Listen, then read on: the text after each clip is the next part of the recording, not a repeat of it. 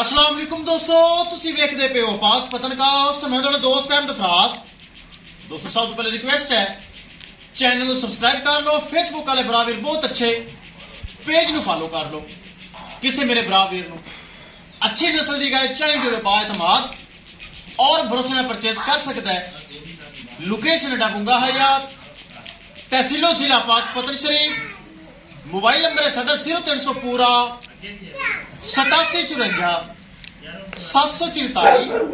WhatsApp number यही है जी, तो लोकल नंबर यही है। अल्हम्दुलिल्लाह डेली जानवर माशाल्लाह आ रहे हैं ते डेली जा रहे हैं, ताकि सीजन है और माशाल्लाह थोड़े बड़ा फराज को गांव के आर्डर बहुत ज्यादा होते हैं, जानवर घट हैं आर्डर ज्यादा। चेक करो हीरा नगीना जर्सी फ्रीजियन सोनी 10 दिन बाकी खूबसूरत लियांदी है, चैनल ते नहीं लगी। मियां वारस साहब फैसलाबाद सिटी ए तोहफा जा रही है। 3,80,000 रुपये डिमांड सी, थोड़ा बहुत प्यार मुहब्बत करके मियां वारस साहब उन्हें माशाल्लाह फैसलाबाद बह के परचेज कर ली। अल्लाह ताला मियां साहब नसीब करे। इस अलावा जानवर माशाल्लाह आ रहे हैं, किसी मेरे बराबर जानवर चाहिए होवे राबता करके परचेज कर सकता है। कैमरामैन साहब ए तोहफा जा रहे हैं फैसलाबाद, गड्डी नंबर एक चीज करो क्लियर तो कर लो।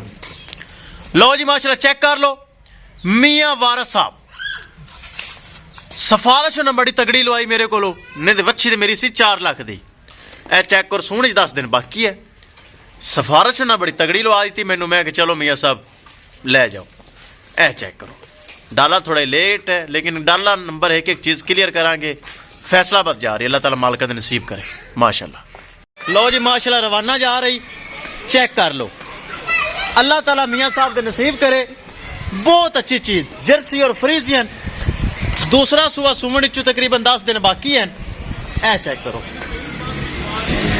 विखाइए गड्डी नंबर ते एक चीज करिए क्लियर।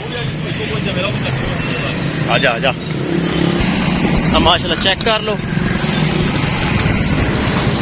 ए डाला लो जी शाह जोर लग चुका जे,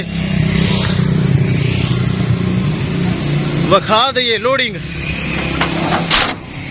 लो जी गाय होगी लोड। किसी मेरे बराबर मजीद जानवर चाहिए हो राबता करके परचेज कर सकता है। इंशाल्लाह दोस्तों मिलेंगे कि नई वीडियो के नाल। अपने फराज दोस्त की इजाजत, अल्लाह ने।